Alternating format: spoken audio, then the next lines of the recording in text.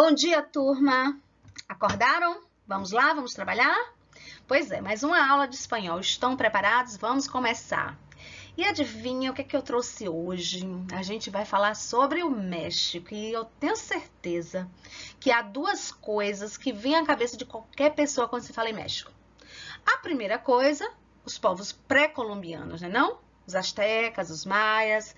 E a segunda coisa, Chaves. É impossível não associar o México à imagem de Chaves ou Chapolin.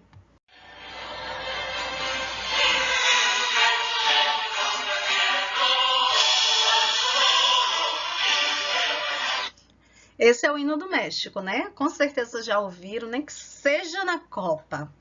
Pois é impossível não associar o México à imagem de Chaves e Chapolin. Mas, como eu já falei, não se pode resumir o México a tequila, sombreiro, mariachis e cactos do deserto.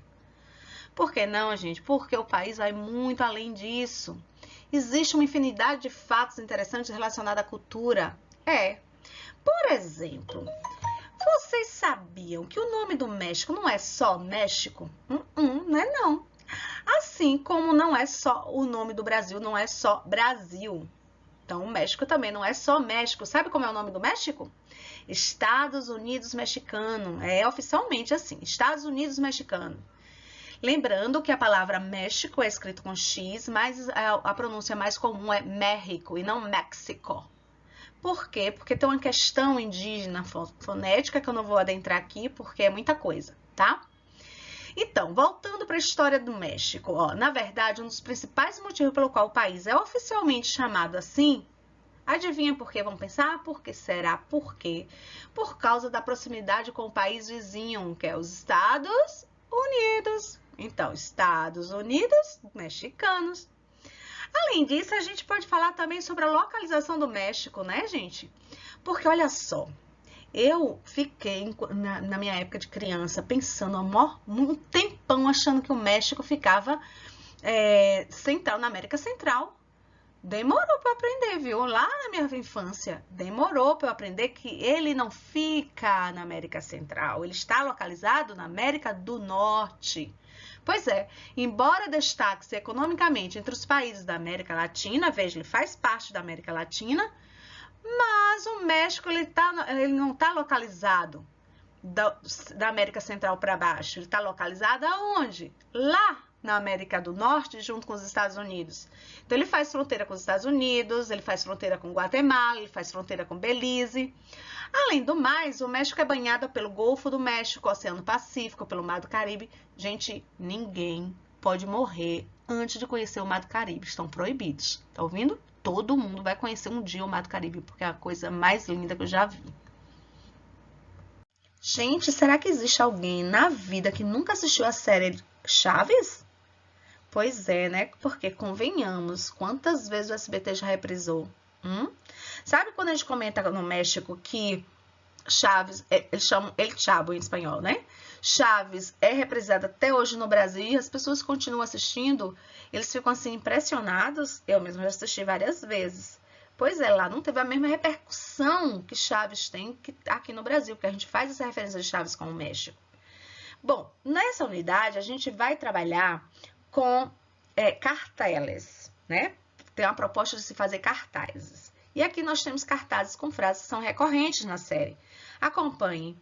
Vejam que tem no primeiro cartaz onde tem Chaves, diz assim, pues al cabo que nem queria, eu não sei fazer igual a ele não, tá?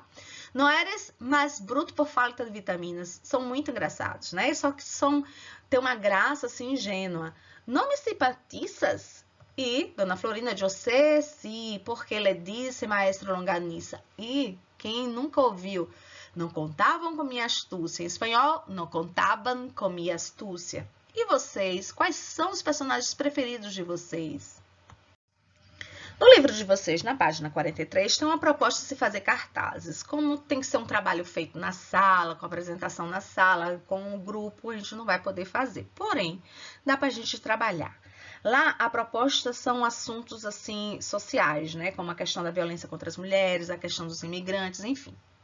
Aqui eu trouxe cartazes que, na verdade, trabalham com a questão do humor, já que é Chaves trabalha a ideia do humor, embora ele traga questões do desemprego, ele traz a questão do menor abandonado, como o próprio Chaves, que são questões sérias, mas que ele traz de uma forma engraçada. Vejam o que dizem esses cartazes, acompanhem. Primeiro cartaz. Tenho una gana de trabalhar, pero me las aguanto. Então, ele traz a ideia do desemprego de uma forma bem-humorada, tá? Es que no me tienen paciência. Ele mostra, através de Chaves, a questão do menor abandonado, da criança que é muito, muito pobre, que não tem família, do órfão, enfim. Foi sem querer querendo. Se el trabalho é salud, que trabalhemos enfermo, fala sobre a saúde. Lembrem que a temática aqui, já que é Chaves, é sempre fazer graça. Diferente do que tem no livro, que trabalha com questões sociais muito, muito sérias, né? Mas vocês, ao trabalhar o assunto, vocês podem optar por trabalhar essa temática de forma séria ou trazer para esses problemas sociais um pouco mais de humor. E la risa es una expresión de triunfo del cerebro. Olha a palavra cerebro. Em português a gente fala cérebro. Em espanhol a gente tem que falar cerebro. La risa es una expresión de triunfo del cerebro. Se te ríes es porque um chiste é porque lo entendiste. O que é que eu quero chamar a atenção nisso? Entender o seguinte. Primeiro, o vocabulário. La risa. A palavra risa significa sorriso. O sorriso é masculino em português, mas em espanhol se diz la risa, é uma palavra feminina. Isso a gente chama de heterogenérico, beleza? Beleza. Segundo ponto, cérebro é uma palavra heterotônica. Por quê? Porque a sílaba tônica é no lugar diferente em relação ao português. Em português você fala cérebro, força no C. No C, né? Já em espanhol você fala cerebro, a força no re.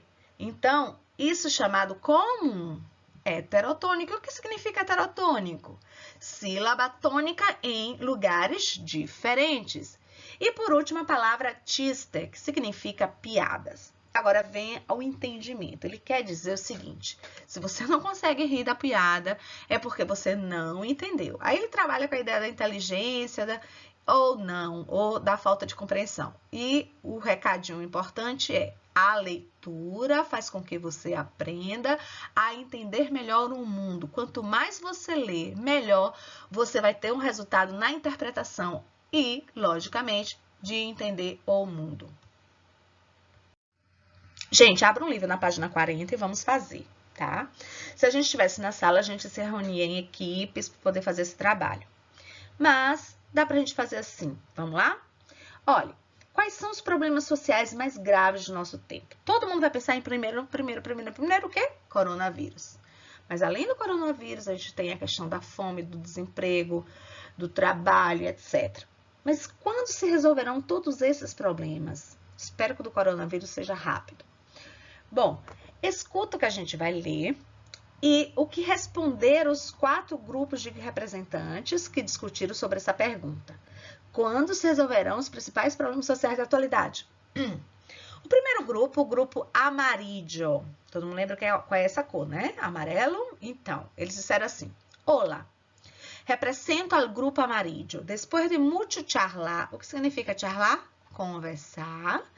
Mis compañeros y yo llegamos a la conclusión de que los principales problemas que afectan a la gente, como la miséria, el hambre, lembra? A fome é feminino em português, mas é masculino em espanhol.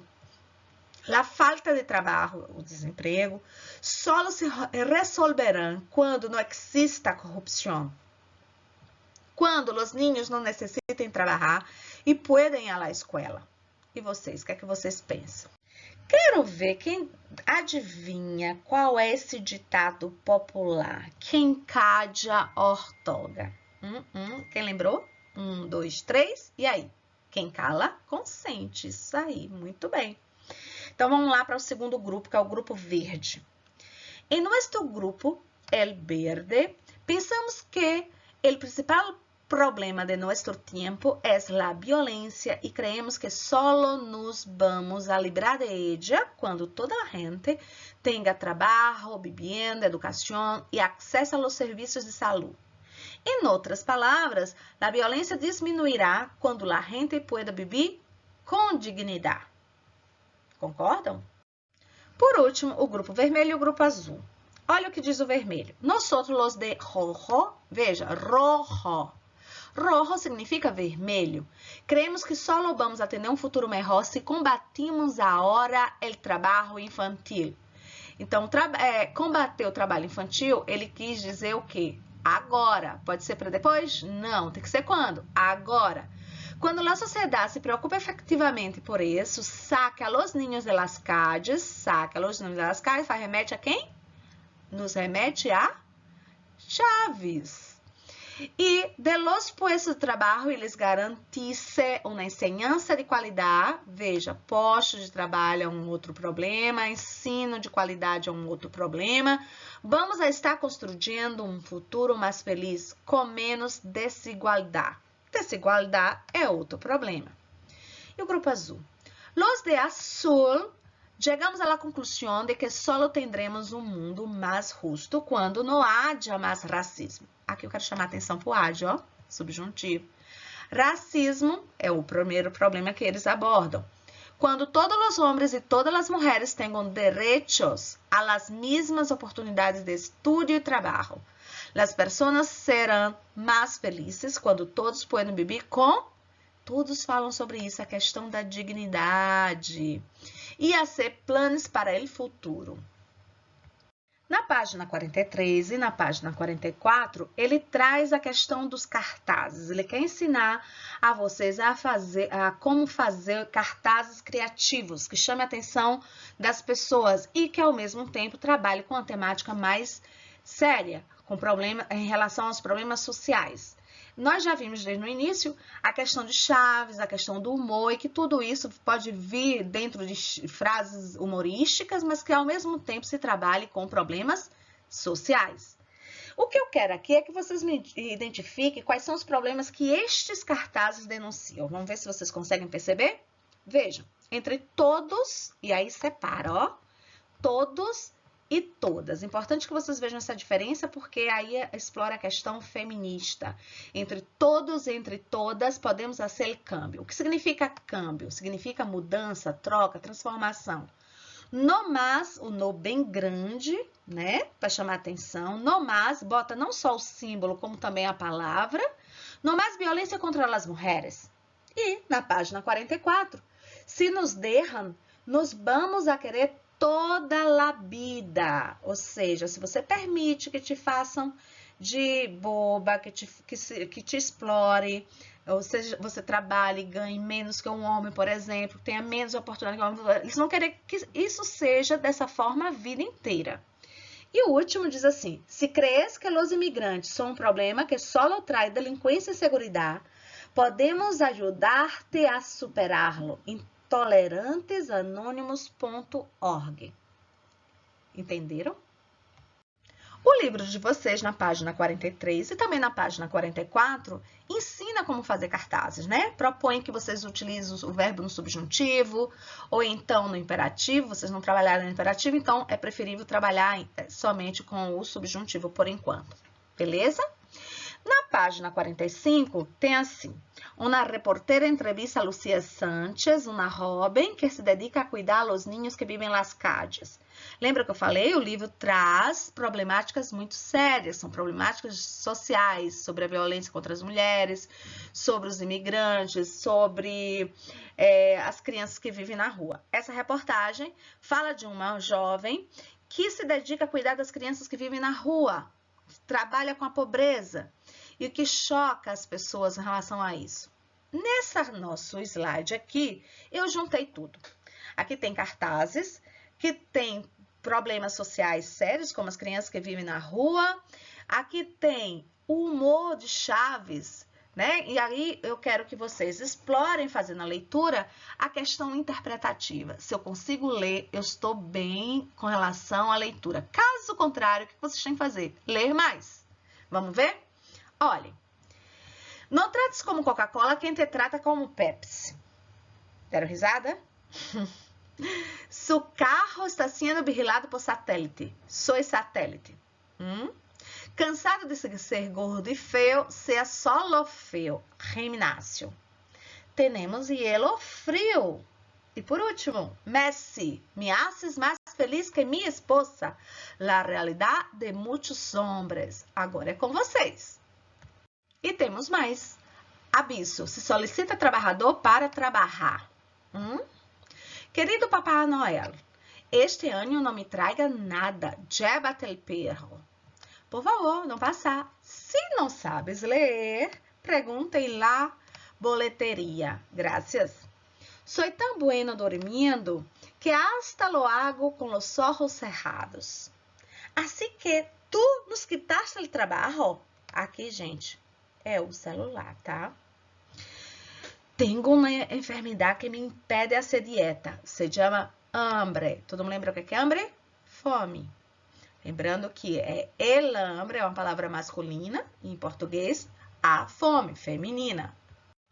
E finalizando o nosso último assunto, que não é nada novo, né?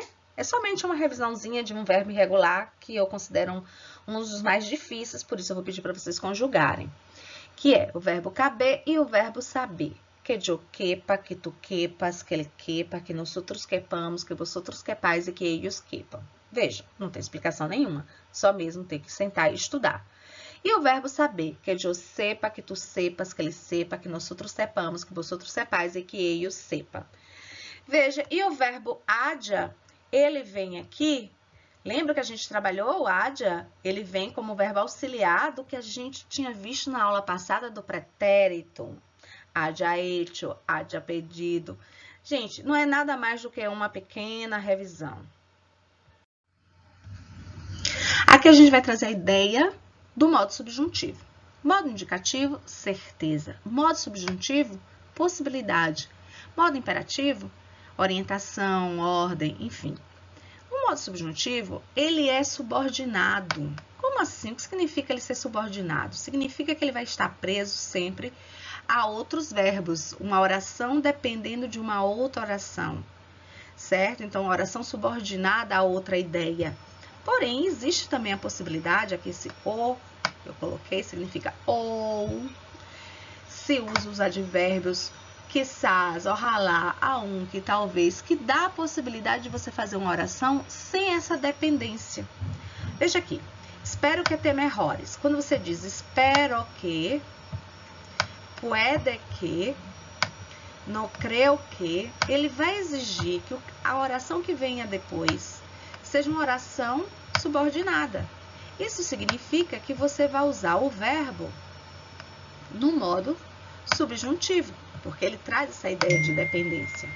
Então, mejores, vengan, tenga, são verbos no modo subjuntivo que está preso uma ideia anterior. Você não vai escrever te mejores.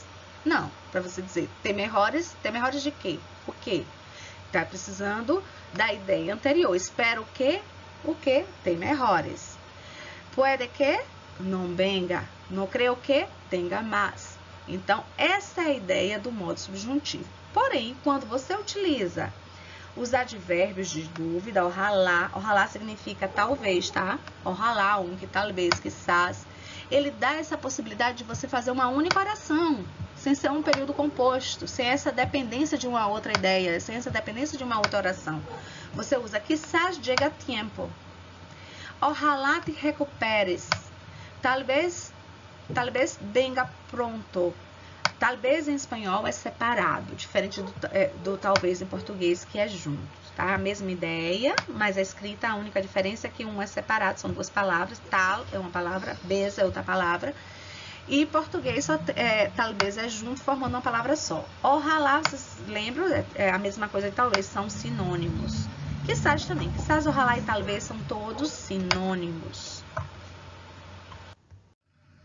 Eu esqueci de falar no slide anterior que essa é uma possibilidade de trazer o verbo no futuro usando o presente. A gente usa o presente do indicativo, o presente do subjuntivo para trazer uma ideia de futuro. Por quê? Porque, embora exista o futuro no subjuntivo, ele não é usual. Né? Então, há um ostracismo ao uso do subjuntivo. Ninguém usa, tanto é que nos livros nem trazem mais. Existe na gramática, sim, existe no dicionário, sim, mas o uso mesmo, em lugar nenhum vocês vão achar. Então, o que eles fazem? Como é que eu vou passar uma ideia de futuro no modo subjuntivo, se eu não vou poder usar o futuro? Eles utilizam o quando e o se. Eles usam o quando para trazer uma ideia de que é algo quase impossível e usam o se, que é algo quase possível, certo? Então, veja, quando eu digo assim, vou ganhar na loteria, na verdade, é possível, mas é muito difícil conseguir. Se eu digo, eu vou ver você amanhã, é possível, é muito mais possível do que ganhar na loteria. Essa é a diferença da maior dúvida e da menor dúvida. E a mesma coisa vai acontecer aqui com o uso do aunque. Primeiro, o que significa aunque? Aunque significa ainda que. O aunque ele traz a possibilidade de tanto ser utilizado pelo indicativo como subjuntivo, usando essa mesma forma interpretativa. Aunque usted tiene dinero, não se puede ir. Aunque usted tenga dinero, não se puede ir. Percebam que você está utilizando o mesmo marcador, aunque, porém, você está usando o mesmo verbo em modos diferentes. Para vocês pararem e pensarem assim, se eu posso usar os dois, que diferença faz? A diferença vai estar lá no texto que vai vir no vestibular e no Enem. Se ele usa o tiene, como é que você vai interpretar o texto? Você vai dizer assim, o tiene está no indicativo, portanto, essa dúvida é uma menor dúvida, ou seja, há uma possibilidade maior. Se ele usa o tenga, está no subjuntivo, logo, essa dúvida é maior. Assim como acontece com quando e com se, beleza?